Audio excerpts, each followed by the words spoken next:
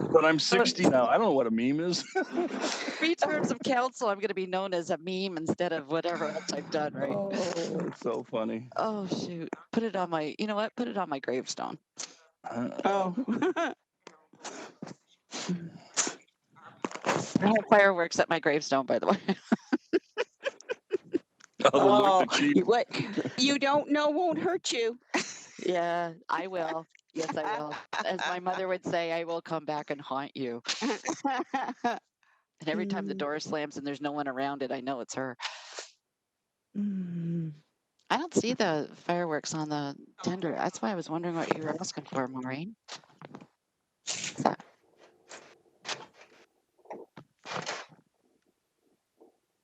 That's not for today's meeting, is it? I don't see anything there. Yeah, it's supposed to be. Which item? Yeah, 5-1.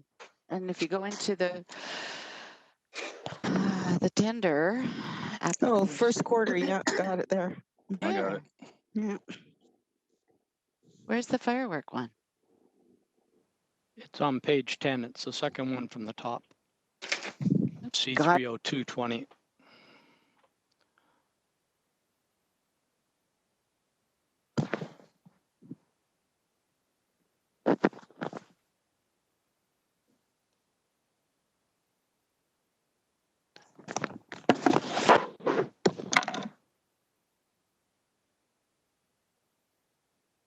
Councillor Ferguson, when you get a chance, if you could turn your camera on, please.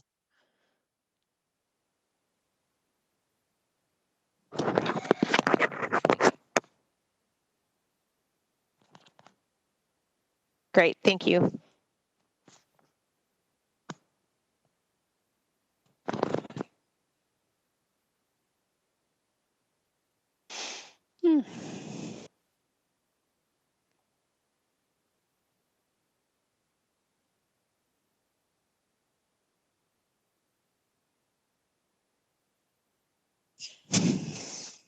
To Wapner.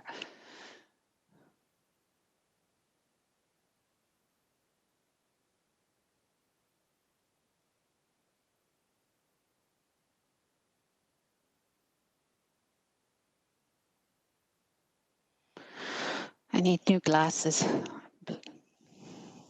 Can't see a thing.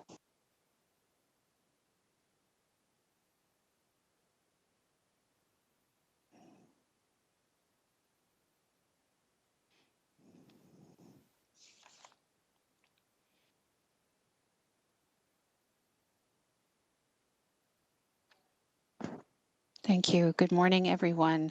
Welcome to the Audit, Finance and Administration Committee meeting. It is August the 13th, 2020. I would like to call the meeting to order. Members of the public are advised that our meetings are webcast live by the City of Hamilton and temporarily archived on the city's website. As well, a reminder that all electronic devices are to be switched to a non-audible function during committee meetings. I'm now going to commence a roll call. Please indicate your presence when I call your name. Councillor Brad Clark. I am here. Good morning. Good morning. Councillor Chad Collins. Councillor Lloyd Ferguson. Present. Councillor Brenda Johnson. Good morning. Good morning. Councillor Judy Partridge. Good morning. Good morning. Councillor Maria Pearson. Good morning, present. Good morning. Councillor Arlene Vanderbeek. Present. Good morning, Arlene. Madam Clerk, are there any changes to the agenda? No, Madam Chair, there are no changes to the agenda. Well, that's a first for the week. May I please have a mover and a seconder to approve the agenda as presented? Moved by Councillor Clark, seconded by Councillor Pearson. Any discussion on the agenda as amended or not? Okay, let's have an electronic vote, please, and indicate your vote.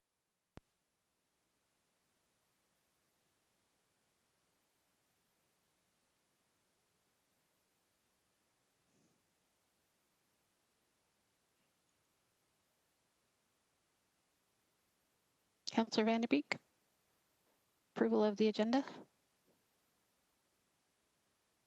Thumbs up, thank you. Councillor Ferguson, approval of the agenda? Got it? Excellent.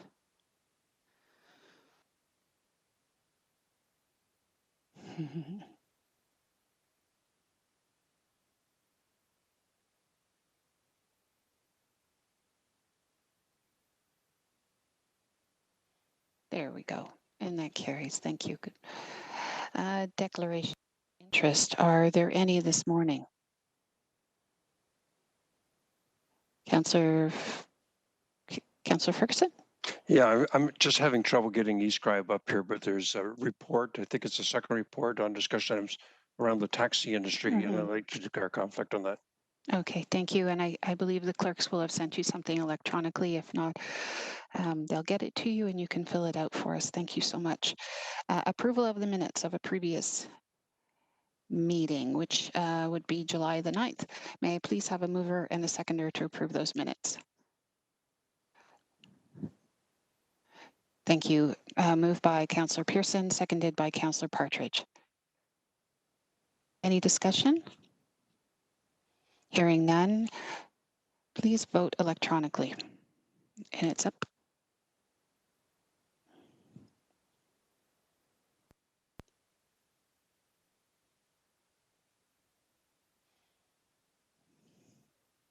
Councillor Ferguson, is a yes? Thumbs up. Councillor Johnson? Councillor Vanderbeek? Voting on the minutes of July 9th. Madam Chair, I'm not getting the vote. So I'm going to shut down my eScribe and try and open it again. But Okay. please make sure that I am marked as in favor of the minutes. Thank you. We will do that. Thank you for letting us know. Okay, that was carried. Thank you. There are no notifications on the agenda today, so we're right into the consent items. Consent items 5.1 through to 5.4 are all to be received. May I have a mover and a seconder to receive these items? Moved by Councillor Johnson, seconded by Councillor Partridge. Any discussion on the items from 5.1 through to 5.4?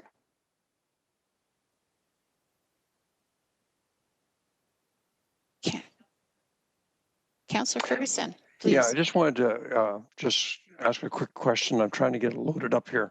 When I read it, it says that the staff will review and determine the appropriate level of participation in appeal where financial pretty prudent and the assessed value of the property is 30 million or higher. Yep. It seems like a high number. A $30 million assessment is a lot of taxes.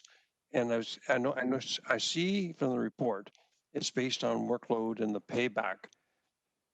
If you have an assessment, say at $25 million, can somebody give me a feel for what that means in tax dollars that will be lost with the appeal?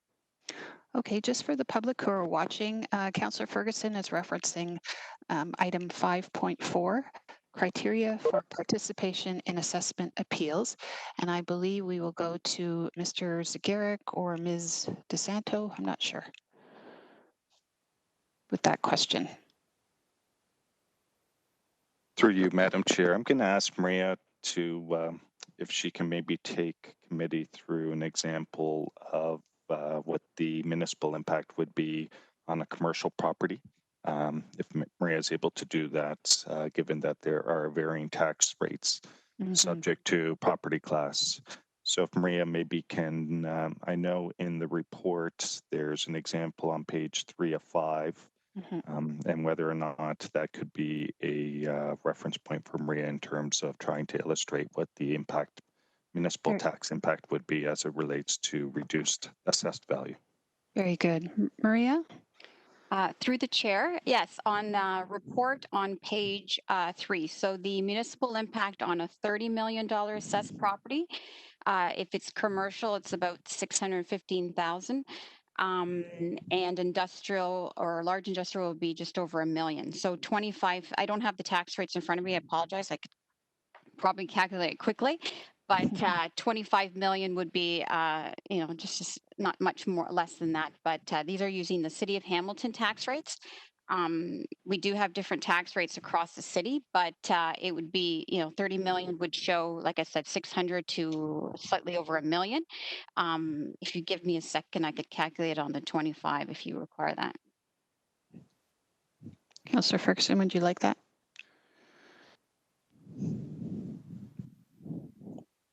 I'm going to. Mike, my only concern is that for probably 7-8 years now, we've had over $1 billion in permits, and I can't remember a year we weren't disappointed in the growth in assessment. And the growth in assessment has always been around 1% or 1.2%. And the answer has always been because of the appeals from the commercial and industrial sector. And, if that's the problem, I'm glad we're going to start challenging these things and appeal the reassessments. But I'm looking for big money because we seem to be losing that and the growth that we'd have with the assessment increase through the annual building permit reports. And Stelco was a huge one. I'm going to go by memory, which is always dangerous, but it seems to me that when Stelco did their appeal, we lost about $6 million a year in taxes, and I guess we never appealed that. And so maybe a better question is, of the appeals we're going to be involved in $30 million, how many of those are there a year? So through you, through you, Madam Chair, if I can just start, and then I'll ask Maria if she doesn't have the number of appeals. I know that we've reported it in the past, so maybe I can buy Maria some time and she can find that number. But I'd like to address one of the councillor's points and maybe alleviate any anxiety the councillor may have as it relates to how active staff will be as it relates to pursuing potential assessment appeals. So as it relates to Stelco, the report does reference Stelco, and the city of Hamilton did appeal the change in Stelco's assessment, and the impact as referenced on page 205 of the report is approximately $2 million in foregone municipal property tax. And again, the city of Hamilton have actively appealed that assessed value. We've engaged outside external experts to help us in terms of evaluation of the lands, a review of the lands in terms of the quality of the lands and the facilities on those lands. We've shared that information with the Assessment Review Board and with Stelco and other stakeholders. We are actively pursuing that. Further to one of the thresholds that referenced in the report, you'll note that the report also makes reference to pursuing where there may be potential precedent-setting impacts. You've heard from staff in the past that there have been sectors. These tend to evolve around sectors. The report makes reference, I believe, in 2003, the golf sector province-wide went through a review. You've heard staff reference in the past the large commercial, the big box retail sector have similarly gone through periods of reassessment. That includes the Home Depots, the Lowe's, the Costco's, the Walmarts, Jackson Square. Yes, and there's been erosion in those sectors.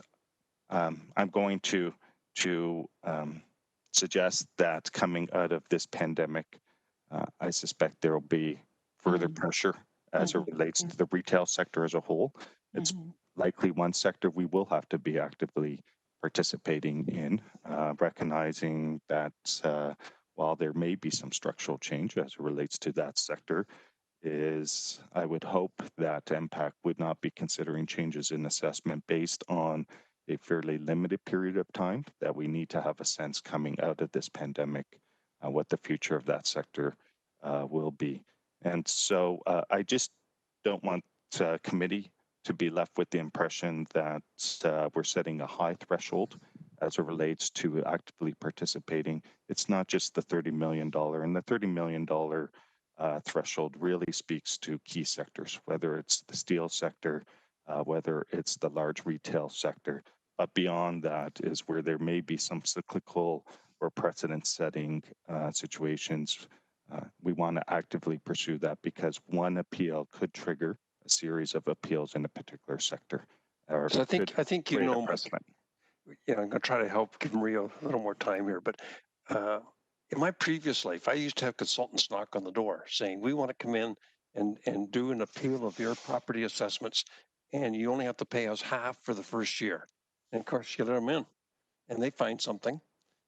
And so there's experts out there that they're coming after us because it doesn't cost the owners anything, and it's a windfall for them when they find it. And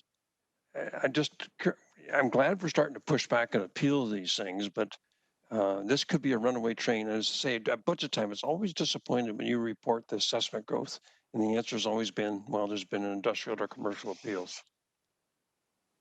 Yeah, and the councillor is correct. There is a industry, and the city council previously has commented through consultation process with the provincial government where they've examined their regulations and legislation.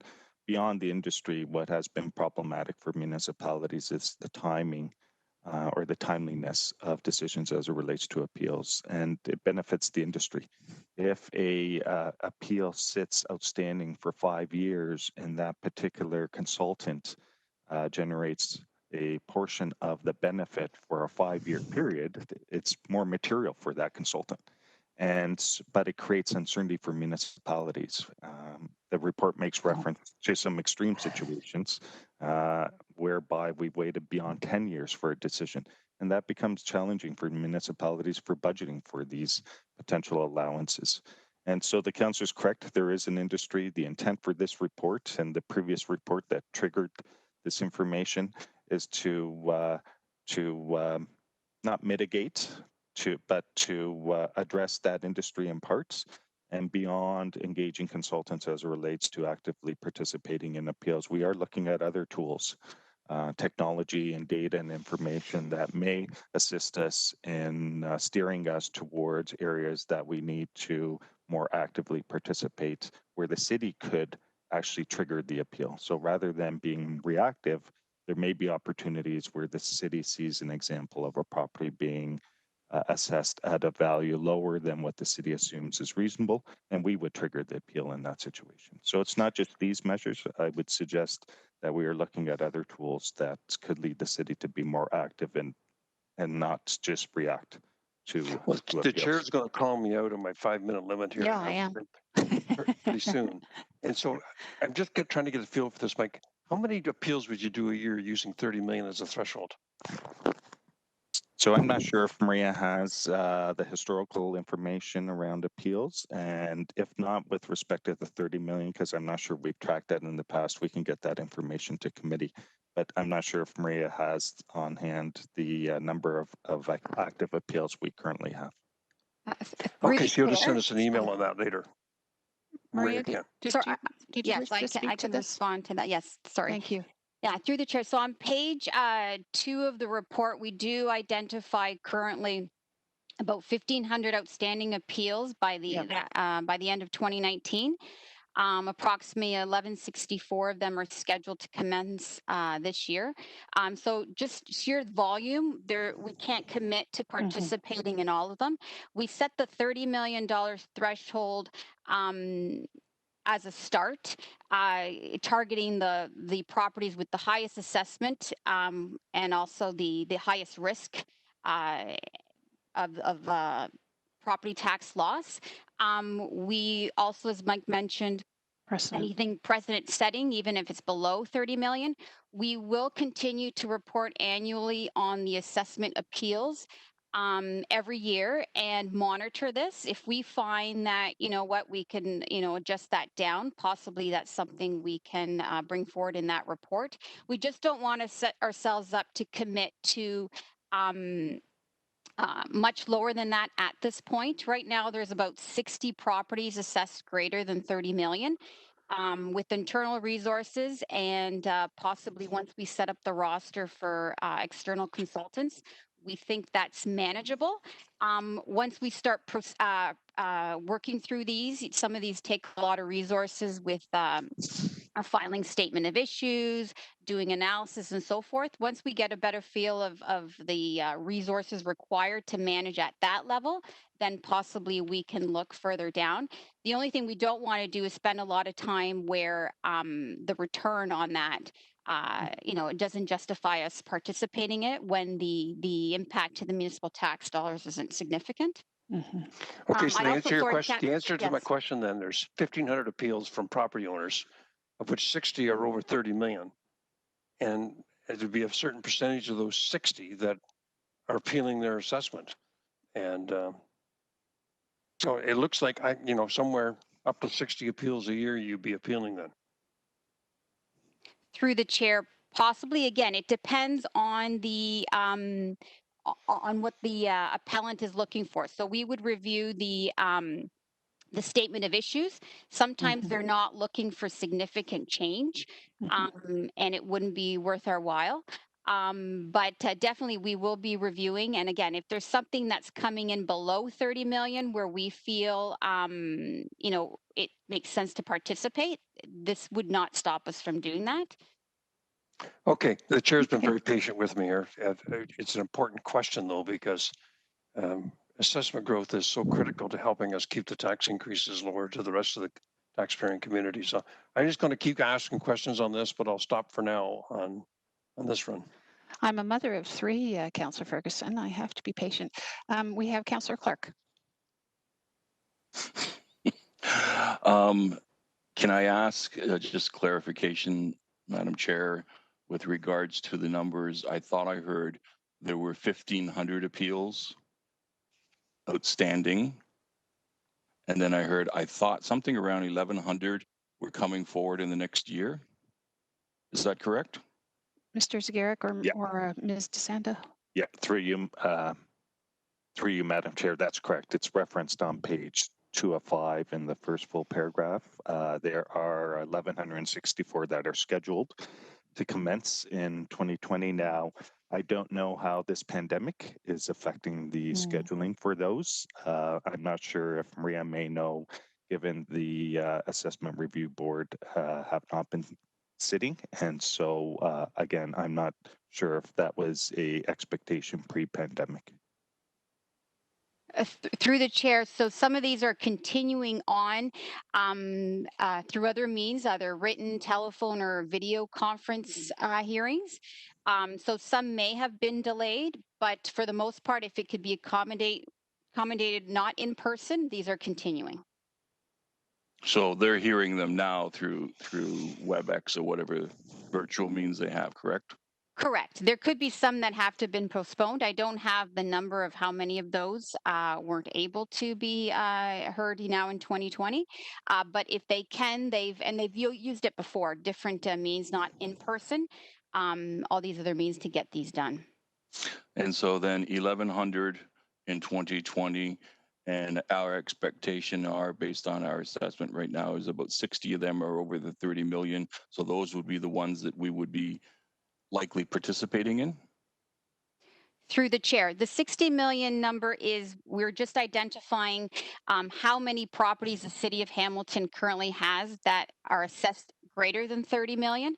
So there, we have 60 properties approximately. Not all have filed an appeal, but that's just to give you an idea. Should all of them appeal, the max would be around 60. Okay, so I know this is an information report, and so I guess the challenge I have, Mr. Zagaric, is putting the number out there that will determine the level of participation in appeal. We're financially prudent, absolutely agree.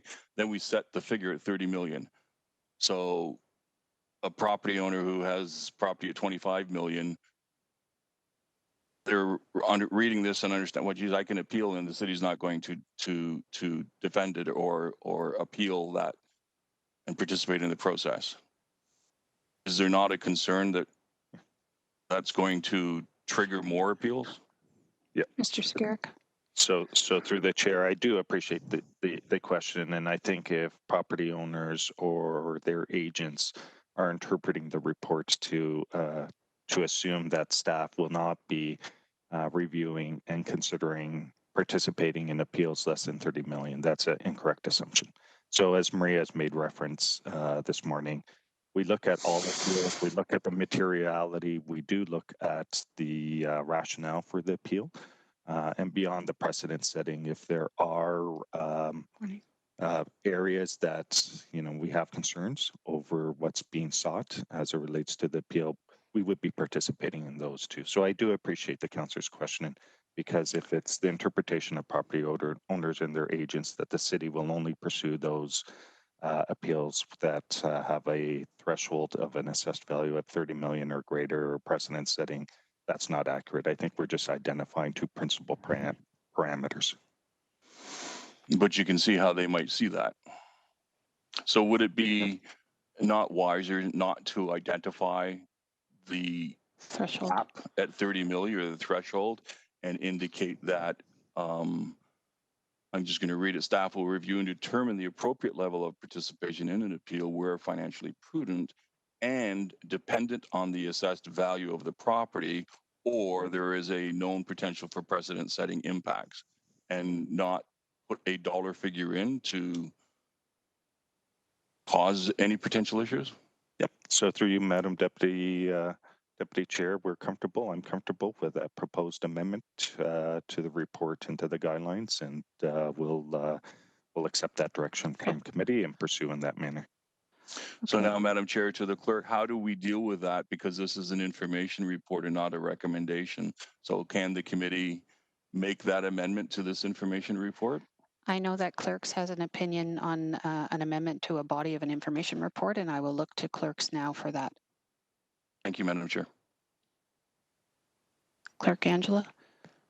Through the chair, Councillor, no, you cannot amend the body of a report. So you can send it back and they can come back with a further information report. So can we direct them to, or defer this back with the direction back to staff. that they, You can refer the report back to staff, Councillor, yes? and then come back and with can a we new put, report. can I put direction in that referral specific to A? That they look at not identifying the value of the property? Correct. Yep, absolutely. So well, if we could procedurally first deal with 5.1 to 5.3, if there's no questions and you just want to receive those, receive consent items 5.1 to 5.3, and then we'll deal with 5.4 separately. You can refer it back to staff and add your comments in as well. To Mr. Zagaric and Mr. Mail, are they comfortable with my suggestion? Is that going to cause a problem? Yeah, so through you, Madam Chair, I don't Yes. believe it'll cause a problem. I believe we know the intent of the direction, and we'll come back with language to try to capture the financial materiality of the potential risk rather than a firm threshold. And I don't want the staff to take this as discouraging or disparagement. It's simply, I'm looking to the future in terms of what impacts identifying that is. The rest of the body of the report was excellent. I was very pleased with it. And I agree with Councillor Ferguson. It's good that we're taking a very strong view on the assessments, on the appeals. Thank you. Thank you, Councillor Clark. So as per the suggestion of the clerk, we're going to look to 5.1 through to 5.3. But I actually have a very quick question. If I could ask the Vice Chair of the committee, Councillor Clark, to assume the chair for a moment while I ask my question on 5.1. Sure. Can you hear me? Yes. You have the floor. Thank you. So I inappropriately was asking a question in advance of the start of council, just seeking the identification of an item with respect to item 5.1 in an appendix, because this morning I couldn't find it. So my question was on page 10 in appendix A of 5.1, there was reference to a fireworks tender for 2020. And during the course of the pandemic, of course, council voted to cease and dismiss fireworks, at least by the city, until July the 4th. So I was just seeking clarification, if I could, on the status of that tender, because to my knowledge, I can't think of any events that would warrant fireworks from here until December the 30th. End of December. So if I could ask Mr. Mail to just give me some clarification on that. Thank you. Mr. Mail, please. Good morning. That particular tender was for fireworks for Canada Day. And as the councillor pointed out, once the fireworks were canceled due to pandemic, there was no award made for 2020. There was a negotiation, I believe, with the vendor that he can provide the fireworks for the 2021 Canada Day celebration. Okay, so that was all I was seeking clarification on, that we're just bumping it out, and I appreciate that very much. And I can take the chair back, please. It's all yours. Thank you. Thank you, Councillor Clark. So 5.1 to 5.3, we're going to have an electronic vote to receive those items, please.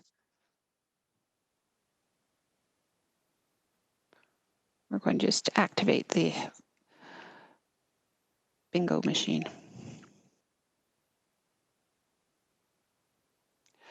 Did we have, Tamara, a mover and a seconder on that? Yes, we did. Thank you. It was Councillor Johnson and Councillor Partridge, righto.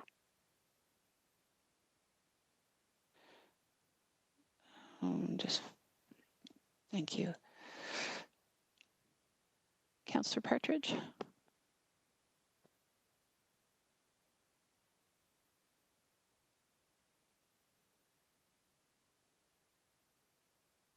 All good? All good. Thank you. That carries. On item 5.4, we had a very good discussion on the participation in assessment appeals. The suggestion was to refer it back to staff, and the comments were understood and supported by staff. So we're going to have a vote on that deferral. Sorry, wrong language. And it's up now.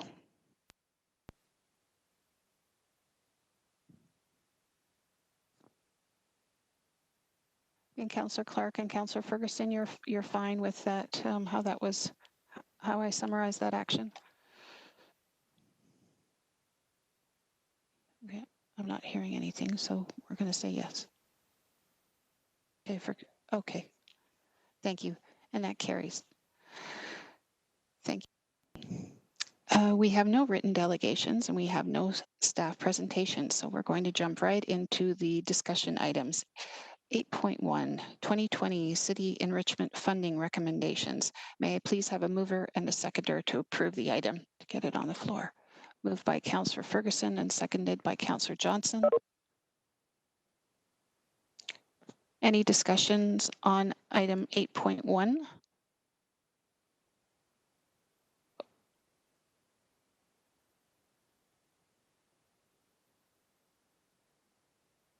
Okay.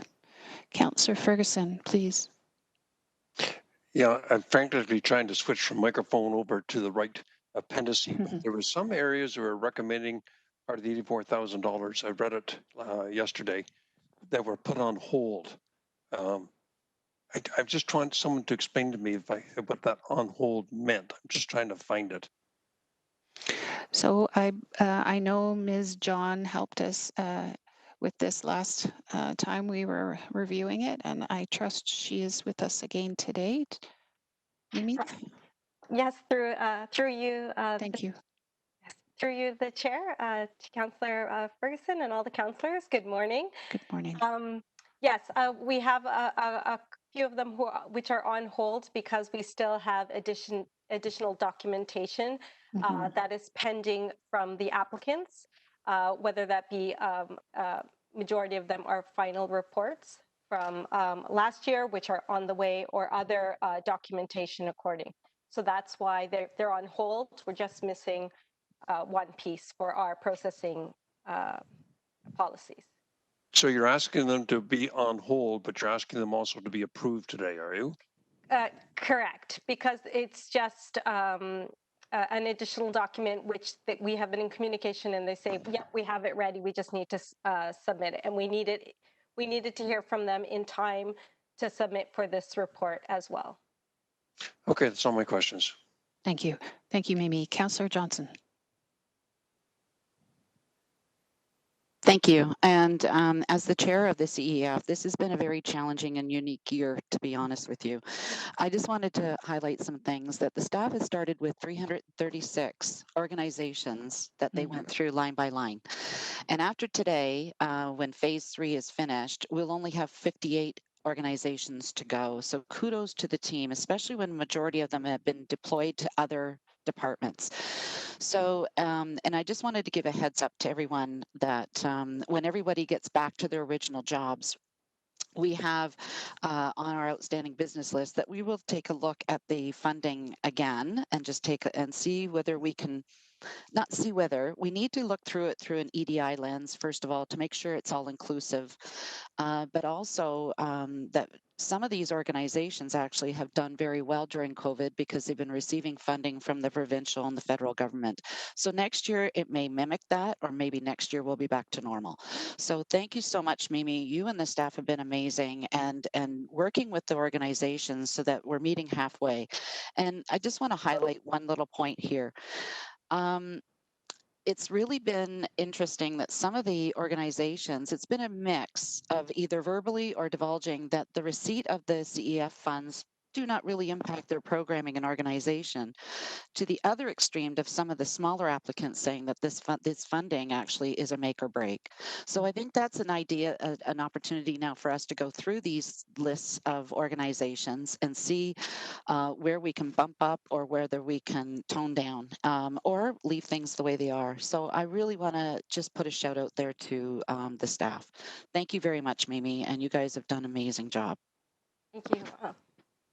Thank you, Councillor Johnson. I agree with you wholeheartedly. They have been working so doggedly and thoroughly, and it's been a very challenging and unique year. So hats off to Mimi and the whole team. Thank you. Well said.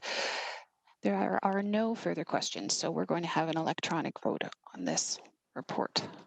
8.1. It's up now.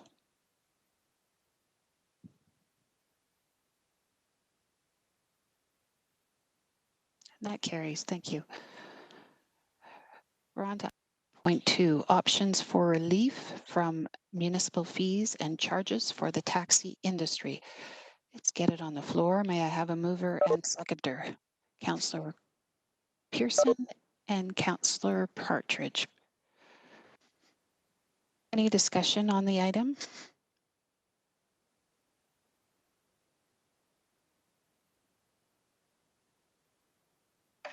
Councillor Clark. Thank you, Madam Chair. So just some questions for clarification. So when I read the letter that came in from May 21st, 2020 to the council from, I'm trying to find out who it was from. So this is the presidents and chairs of the different cab companies in Hamilton.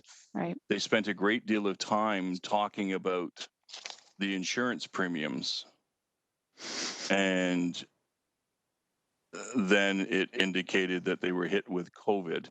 So I'm trying to understand what is the responsibility of the municipality to the taxi industry when we don't set the insurance premium rates. So they're talking insurance premiums of $6,000, $13,000, and $24,000, and it doesn't matter if they have a clear driving record or not. They're just, I guess it's that classification that the insurance industry is hitting.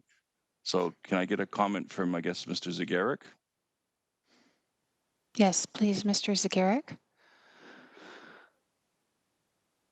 Through you, Madam Chair, I'm wondering if Monica would have better insight in terms of the pressures the industry are facing as relates to insurance, and as the councillors pointed out, which is a separate issue from the pandemic. It was an issue pre-pandemic. Indeed. That would be Monica Cirillo? Yes. Okay, thank you. Monica, are you able to add some comment to this? Yeah. Yes, Good morning. Through morning. the chair. You're absolutely right. There was an insurance issue that happened earlier this year, pre-pandemic. Under our licensing bylaw, we do require insurance to be put in place. However, that is something that the municipality is hands off of, other than the fact that we require it. Yes. I also do want to note that we did work with the taxi industry in sort of delaying the payment of their fees until March 31st. So we worked with them for any that expired between February 21st and March 16th. They were delayed as a result of the insurance matter, and then we hit COVID. Okay. And I appreciate that information. That helps a great deal. So with regards to COVID, do we know, have we received any reports? How do we assess the actual impact of COVID on the taxi industry? We know that it was dramatic on the transit system because of the social distancing aspect. Was the taxi industry, did they see a similar hit in terms of loss of fares, loss of passengers? How do we assess that? Is there any way for the city to verify? I'm not sure who that question would go to. Monica, do you feel, have you received feedback on that? I'll through the chair. I'll take a sort of a first stab at it. One thing that we don't track and we rely on the taxi industries for is how many trips they actually complete. So that's not something that we regularly track. But one thing that we were able to sort of see is how many taxi cabs were on the road during COVID, and we did see a dip, of course, like every other industry. But it was one industry that was allowed to remain in operation because it was deemed essential throughout COVID. Councillor So, Clark? and do we have any indication as to what the percentage of the dip was? Let me, through the chair, if you would give me 1 second to just do a deeper dive into that. Yeah, no problem. Thank you.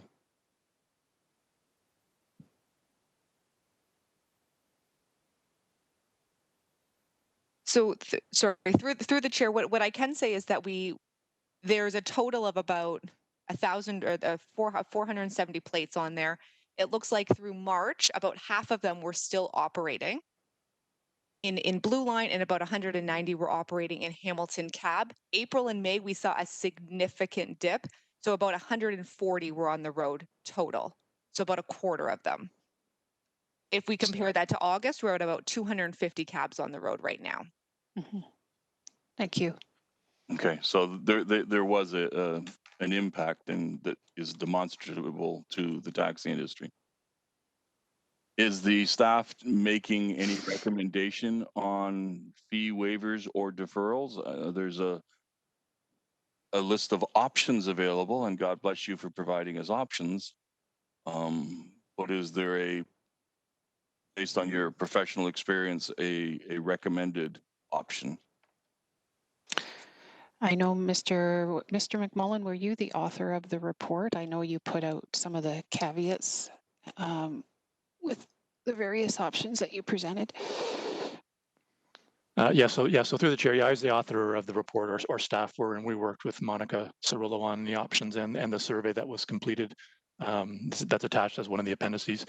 So we were looking at, as suggested by Councillor Clark, we put a number of options, and there's obviously many more options that could be looked at. But we were similar to what happened with the property tax, where we deferred payment. That's where, as Monica indicated, that there was some deferrals back in February and March regarding the fees that are due in the taxi industry. So the only thing that we would be leaning towards would be a fee deferral. If council does nothing with this report or just receives the report, then notices would be sent to the taxi industry and those with the taxi permits that their whatever fees would be due essentially now. So it looked like one of the other municipalities had done a deferral of payment until September 30th, but the rest of them did some sort of early deferrals. So we're not leaning towards any waiving of any revenues, because we look at the precedent-setting impact of that, and then we'd have to ask legal any implications of bonusing one particular commercial group versus some other industry. Thank you. Councillor Clark, I hate to interrupt. It just just Clerks has flagged that you're at your 5 minutes, so just wanted to let you know.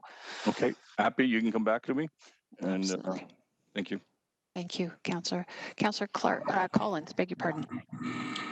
Thanks, Madam Chairman. I would move the payment deferral option at the appropriate time. And I think one of the issues that we run into is we would be forced to deal with other license holders in other industries. So the restaurant industry, as we all know, has been hit and devastated by the pandemic. Hotel, motels, there's all hairstylists and barbers. There's all kinds of industries that have municipal licenses that would be expecting the same kind of relief. And with the deficit that we have currently, I think it makes our own situation much more problematic. And so, as has been noted several times by our finance staff, especially Mr. Zagaric, there are certainly federal options for people in terms of assistance as it relates to wages and other expenses that they've incurred through the pandemic. And so most municipalities, in fact, I'm not aware, based on the chart, that other municipalities are going down the road in providing some of the other options that are listed in the report. So I would, at the appropriate time, move the payment deferral option and leave it to staff to determine how that is implemented operationally. I do have just a couple. So if I could ask about the issue of the insurance, are we working closely with the industry to assist with the whole matter related to their inability to gain or secure insurance, which is having probably as big an effect on the industry as the pandemic? So can I ask through you to monitor whether staff are aware of how they're faring in that regard? Monica? Through the chair, Councillor Collins, we have been working closely with the taxi industry. Of course, there's been the other priority, the pandemic that came up, but we recognize that they're still going through a challenge. And to my understanding, they have not yet completely resolved it, but we're always happy to work with them to ensure that they get what they need. Okay. And second question would be related to Uber. So do we have Uber statistics as it relates to how they're faring through this pandemic and other rideshare programs that may exist locally? I wonder how their fee structure compares to taxis and whether they've had a competitive advantage through this time period, understanding that everyone's trying to cope as best as possible from a business perspective. But thanks. Structure perspective, do they have a competitive advantage over the taxi industry? I'm going from memory, but we secured a charge, but I don't know how that compares to taxis. Through the chair, we did change the fee structure of the PTPs recently throughout COVID, and that has taken place, and we're working through that process. Like the taxi industry, the ride shares have also been very much hit, primarily through the March and April, but we are seeing a rebound of people taking those trips starting now. Okay, those are my questions, and if you want to come back, great time for the direction on the payment, we'll move that. Yes. Thank you, Councillor Collins. So I believe we had a mover and a seconder just to receive the item. Oh, I beg your pardon. Thank you. Councillor Clark, we're going to return to you as a second-time speaker. Thank you, Madam Chair. I truly appreciate that. I'd be happy to second Councillor Collins' motion. That's roughly where I was headed. I do have an additional question with regards to the insurance component. Is it something that the city could, and I guess I'm looking to Mr. Zagaric on this one, Madam Chair, invite the Insurance Bureau of Canada down to have some type of inquiry as to how what is there anything the city can do to assist the taxi industry and the snowplow industry in getting those premiums down? Why are those premiums so high in Hamilton? I'd like more information as to why they're charging those types of premiums, and is it something that is peculiar to Hamilton only, or is this province-wide? Yep. And I don't have that information. Yep. So through you, Madam Madam Chair, I can take it away. Working with risk management, it's my understanding this isn't a City of Hamilton specific issue. This is a broader issue, and it may warrant having discussions with other municipalities, whether it's within the GTHA or Southern Ontario, and whether or not there's an interest of municipalities as a whole, engaging potentially through AMO or other associations, engaging the industry to see if there are some remedies for that industry and if there's a role for municipalities either in, lack of a better word, lobbying for fairness for that industry and access to the appropriate coverage from that industry. So I can take that away, engage our risk management staff, give some thoughts as to whether or not there's an opportunity. If this is the direction committee would like staff to take, to see whether or not there's interest in other municipalities taking a joint position and engaging either through AMO or some other association in the industry. Thank you. Madam Chair, I think that would be an appropriate direction from this committee. I know for a fact that we lost some snowplow operators last year. And as you recall, in some of the storms, we were behind a little bit because of we didn't have enough contractors. And so we were playing catch up. And I'm concerned that if we go into another year and we haven't tried to resolve the issue, it could be even worse. So I think it's something that we should look into to see whether there may be nothing that municipalities in Ontario can do other than to advocate and have this discussion with the insurance industry. But I think it's something that's starting to impact all municipalities, and it would be worthy of that direction. So I'd be happy to move that at the appropriate time. That's everything from me. Thank you. Thank you, Councillor Clark. Councillor Pearson. Yes, good morning, Madam Chair, and thank you for the previous speakers. I just want to add, because I spoke to Mr. Shakar, the CEO of the Hamilton Cab, and I also suggested when we spoke the possibility of their whole industry looking at self-insuring or arranging how they can to do a self-insurance process. Unfortunately, it requires the whole industry in Ontario to agree, and they're not at that point yet, but they have been trying to see what they can do in helping themselves as well. So I'm certainly supportive of whatever we can get as answers to help them and move this forward. At least they know we're trying. So thank you for that. Thank you, Councillor Pearson.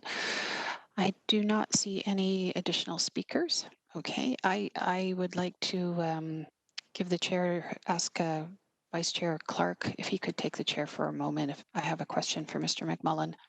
You have the floor. Thank you. Thank you.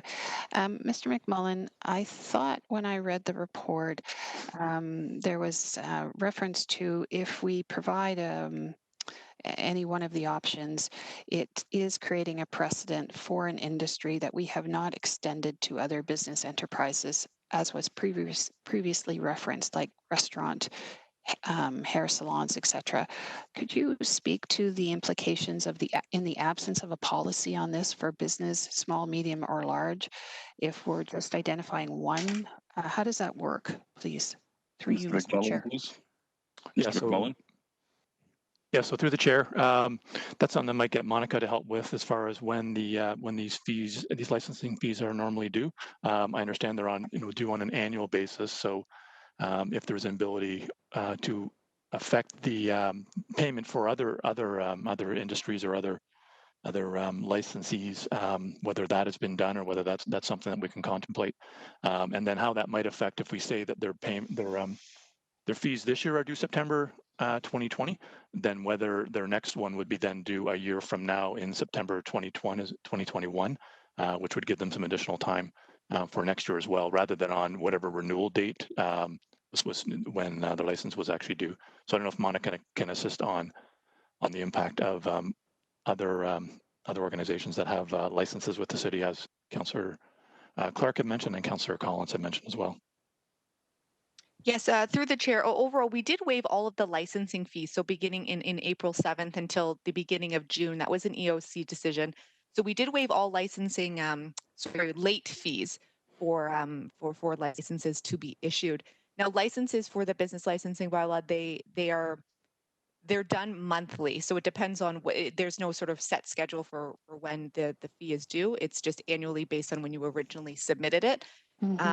So we could absolutely, if we change it from September to September, it might change a little bit of how we administer it internally, but it's something that we could definitely adjust so we could help our partners. Thank you. Through the chair, but we do not have a citywide policy that presently, if we enable one type of industry, that's what I'm trying to understand, how in the absence of a policy for all those which we seek to license, how do we do that? What are the consequences of that for those who would be outstanding? Through the chair, I will answer that we do not have a policy in place for it. And what that impact would be, that might be something I would turn to either Brian again or perhaps legal on what that would look like in benefiting one and not another. Thank you.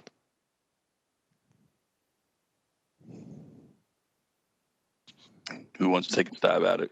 I'm sorry. So Brian, through the chair. So these user fees are established through the user fee reports that go to committee and council, and then the bylaw gets approved after a consolidation of all those user fees into a bylaw. So what we might be looking to do, and we've suggested in the report that we would come back with a policy on looking at options on when staff or the city manager can maybe decide to make decisions to defer the payment of fees, giving it some latitude. So as it sounded like Monica mentioned that EOC made some decisions on some of the licenses about deferring them, but we'd be looking to maybe come back with a policy on how sort of corporately we could do that, then defer them on the renewal date when there's we would come up with instances and situations where we might be able to do that. And of course, that would come back to council for your input. But generally, yeah, similar to the property taxes, we deferred the payment rather than waiving any revenues or the actual property taxes that were owed. Councillor? Thank you. Thank you. So, Mr. Chair, I guess that is my concern in the absence of a corporate policy to guide us to ensure that we're transparent and fair and considerate of all those in which we license. I'm not comfortable with providing just whomever comes to us first. So that is my discomfort with acting singularly on one industry and not having a policy to guide us in the consideration of all others. So thank you for that. I will take back the chair. So we have a mover and a seconder to receive item 8.2 in Councillor Pearson and Councillor Partridge. So I'd like to receive an electronic vote on the receipt of the report. And I know we have some motions that are going, that have been discussed. So if you could electronic vote on the receipt of the report, I would appreciate that.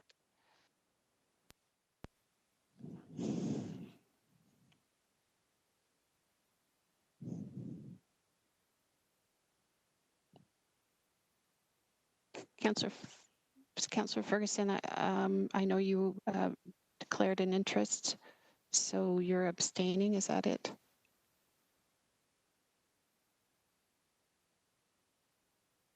Yes? Good. Okay, thank you. Got it. So I believe it was Councillor Collins. Do you have something you wanted to introduce for committee's consideration? I move the deferral option that's referenced in the report, seconded by Councillor Clark. Thank you. So moved by Councillor Collins and seconded by Councillor Clark. I know all members of committee are familiar with the options, and it's a deferral one that is being proposed.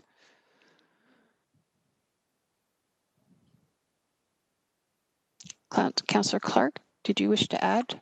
Yes, and just a quick question to staff. Do we need a timeline for how long, where the deferral is till when? I know they've already deferred it back in March, but so this is kind of an extension, but do we have to set a timeline? Mr. McMullen, is September the 30th that which is referenced in the report as an option? Yeah, so through the chair, yeah, September 30th is mentioned in the report. So that might, I think is appropriate that we would include that in the actual motion if the mover is agreeable. Thank you. Councillor Collins, you're fine with that? Yes. Okay. So on the motion that is moved by Councillor Collins and seconded by Councillor Clark, we need a vote.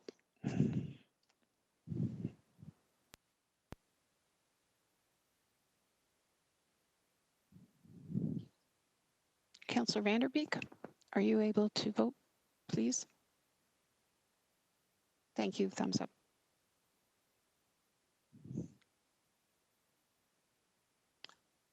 And that carries.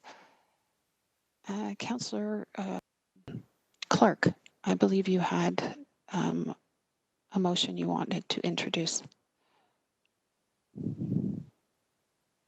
No, I think Councillor Collins' motion handled it for me. Okay, good. Thank you very much.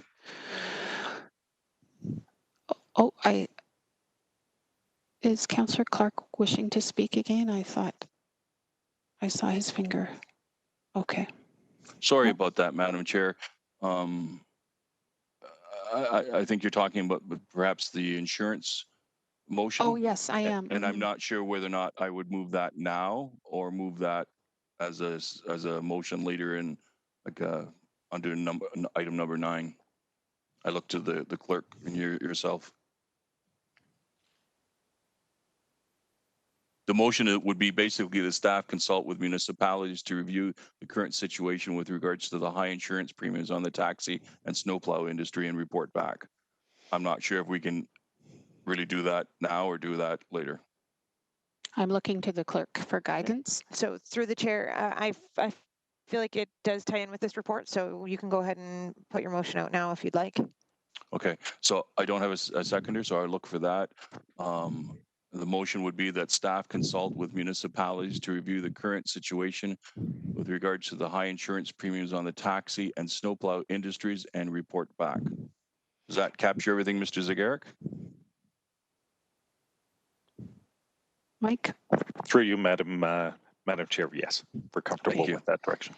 Thank you. And you do have a seconder in Councillor Pearson. Councillor Clark? Thank you. I have no further comments. Thank you. So I think that's clearly understood and well articulated. So if we could have an e-vote on that motion, please.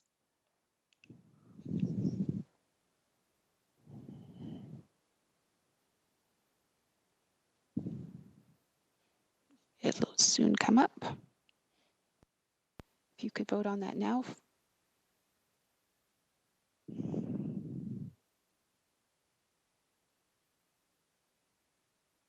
And that carries. Thank you. Okay. Thank you, committee members. We're on to items 8.3, 8.4, 8.3, special audit respecting case number 2019-013. As you know, appendices A and B to this report are private and confidential.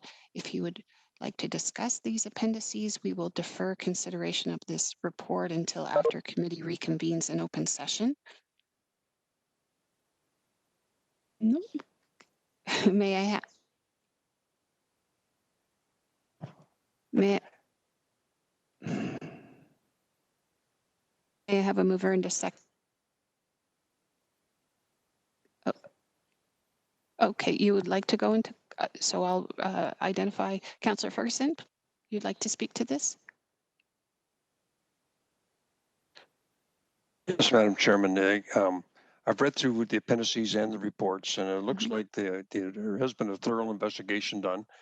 And the part that I found the most pleasing is that management agreed to all the recommendations. So I don't need to go into camera on it, because when the management agrees with the auditor and the auditor's report is thorough, that's fine with me, but it's up to the rest of the members. But I'd be prepared to move it at the appropriate time, if you like.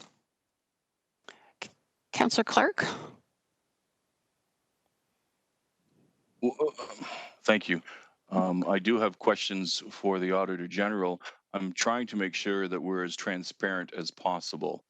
So I'm trying to understand exactly what we're going to be making public. And I'm not sure I can ask that in open session. Then I think it's been the tradition of this body that if there is a desire or an unease about what we can discuss, then the preference and your privilege is that we would go in camera for that purpose. I'm hoping it would be very, very short, but I would like to ask those questions. Okay. Okay, so we'll move to defer it then, please. Councillor Clark is the mover, and the seconder would be, please, Councillor Vanderbeek. Thank you.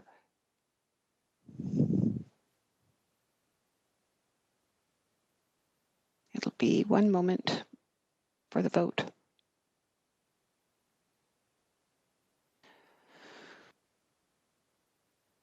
It's up now, so we're voting on the deferral motion.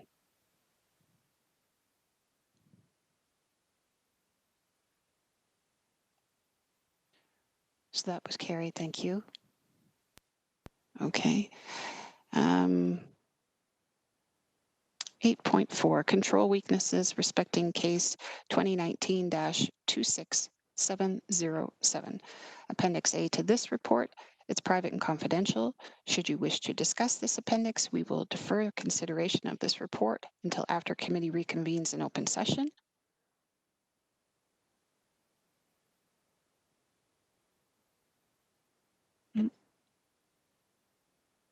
May I have I don't hear anyone seeking to, Councillor Clark? Thank you, clerks. Yes, same issue. I'm sorry. I thought we were just doing 8.3 and 8.4 together as a deferral. That's my fault. No, not at all. Okay, it is moved by Councillor Clark and it is seconded by Councillor Vanderbeek that we would defer this motion. We need an electronic vote on a deferral motion, please. And it's, thank you, clerk.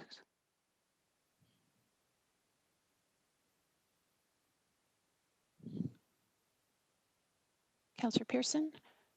There you go, thank you. Okay, and that carries to defer.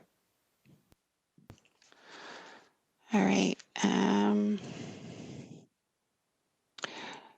Clerk Angela, am I going to general information? OBL, thank you.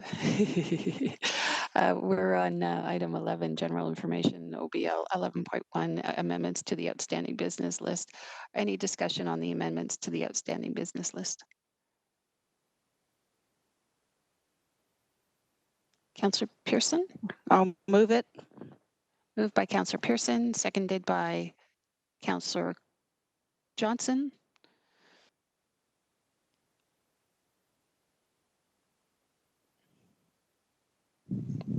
It's coming.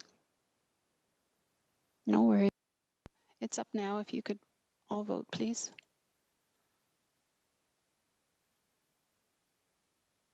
Councillor Ferguson?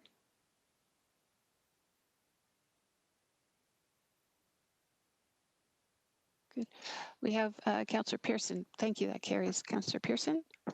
Thank you, Madam Chair. I'm just is this the appropriate time under general information, other business? I had a question for Mr. Zagaric, if he can answer, or other staff.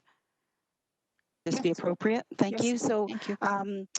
whoever can answer, my question is, we have a number of city properties that are rented by user groups, and I'm getting calls. In my particular area, it's the Salt Fleet Community Center, and they're getting ongoing reminders of rent to be paid. Could you please, I think some time ago when we started with COVID, there was the direction to go back and see what can be done with regards to these users groups. So Mike, is there any update for these user groups of what they can do and what they're to do with regards to the rent? When they haven't used the buildings? Yeah, so through you, Madam Chair, these requests have been forwarded on to the city's portfolio management committee. I know they are reviewing the requests and looking at options to bring back to committee. I don't recall the timelines. I can't recall if they're coming before committee in September I thought it was September, but I can follow up and send an email to all committee as to what the timelines are for portfolio management committee reporting back. So I would again, really, yeah. as it relates to tenants, they can forward on correspondence to the city. I know a number of tenants have, and that the portfolio management committee are reviewing those requests. So, so thank you for that, Mike. So does that mean they should be sending something into the portfolio management team?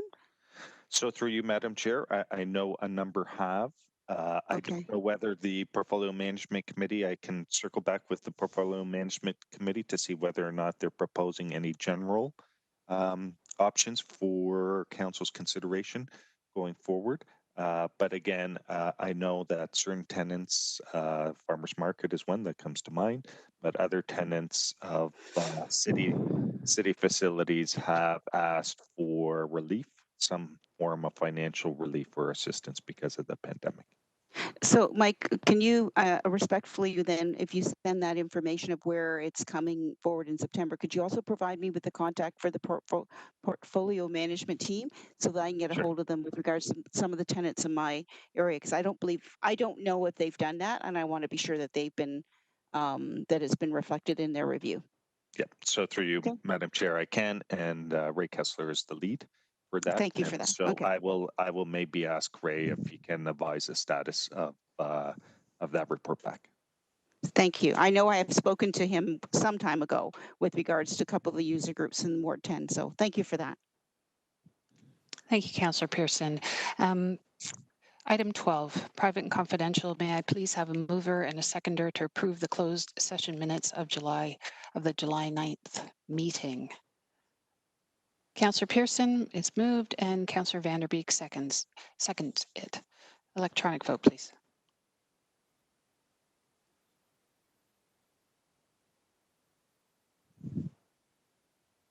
Thursday is the new Friday. It's up. Thank you.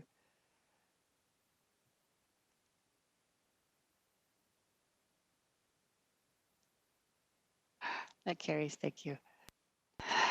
Okay, we will now move into closed session for items 12.2 and 12.3, the confidential appendices for items 8.3 and 8.4. May I have a motion to move into closed session pursuant to section 8.1, subsection A of the city's procedural bylaw 18-270 as amended, and section 239, subsection 2, subsection A of the Ontario Municipal Act 2001 as amended, as the subject pertains to the security of the property of the municipality or local board. May I please have a mover and a seconder? Moved by Councillor Pearson, seconded by Councillor Johnson. We require an e-vote for that. It's up on your screen. Please vote accordingly.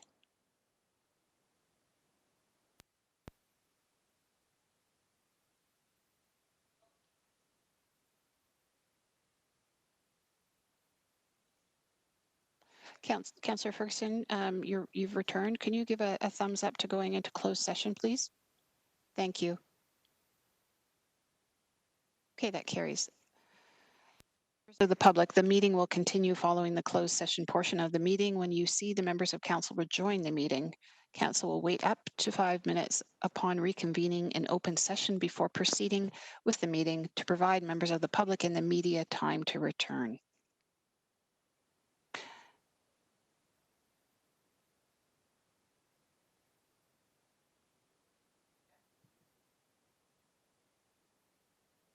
And I'm just asking all members of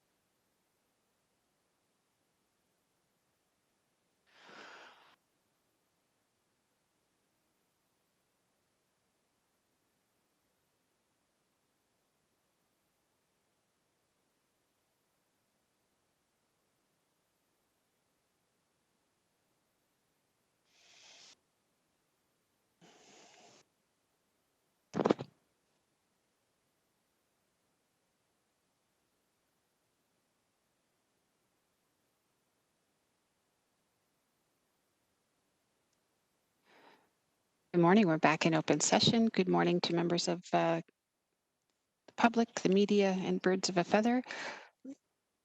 We will, we're on item 8.3 from the agenda, special audit respecting case number 2019-013. May I please have a mover and a seconder to approve item 8.3? Councillor Ferguson, you'd like to speak to this, and then Councillor Clark? No, I just want to move it. Just wish to move it. Councillor Clark? That, but I also have a quick question of our staff.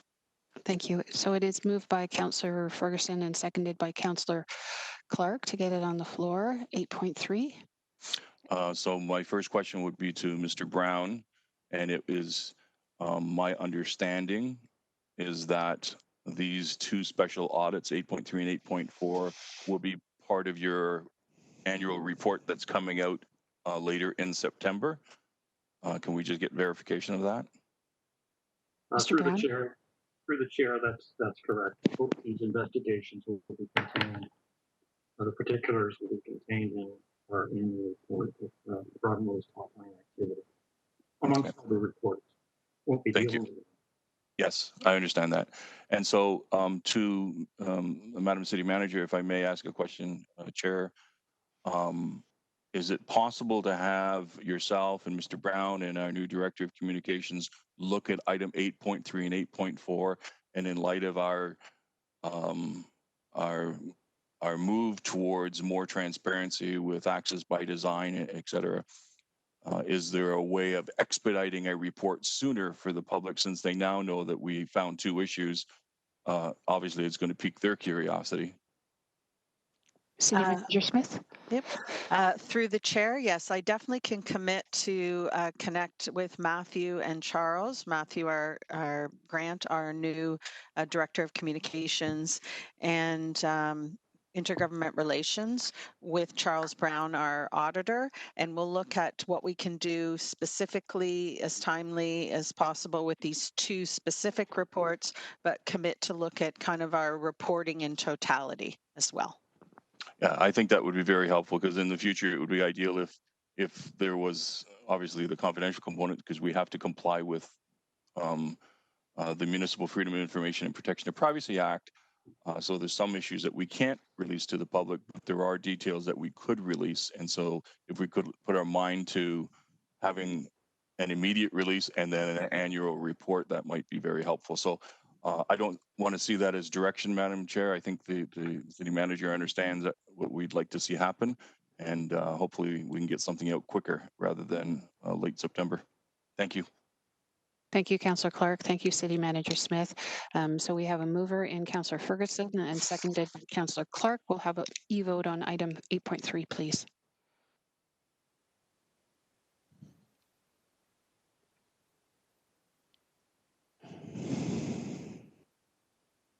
It's available now for voting, please.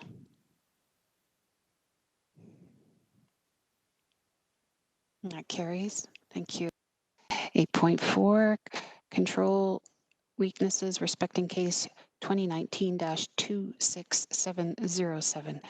May I please have a mover and a seconder to approve the item?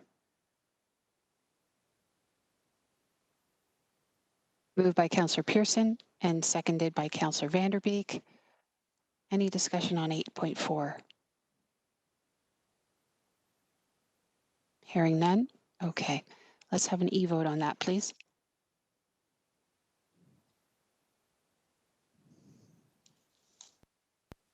It's up now.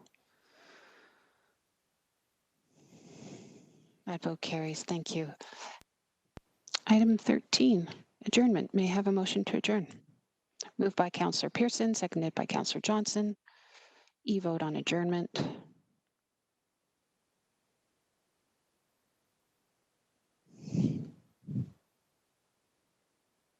It'll be with you momentarily.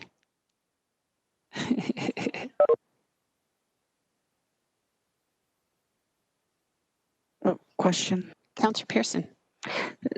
Madam Chair, I just, before we do adjourn, are we moving right into special counsel Will we be getting that WebEx confirmation shortly? Because I believe we have a special counsel coming up next. We do have a special council meeting. I'm going to go to the expertise and guidance of our clerk. So through the chair, I've just been in contact with Andrea and Janet, and they're suggesting maybe starting special council at noon. So an email will go out shortly. Perfect. Thank you for that. Okay. Excellent. Thank you. Good, great question. Thank you for getting clarity on that. Thank you. And so we're going to vote on the adjournment. Yeah.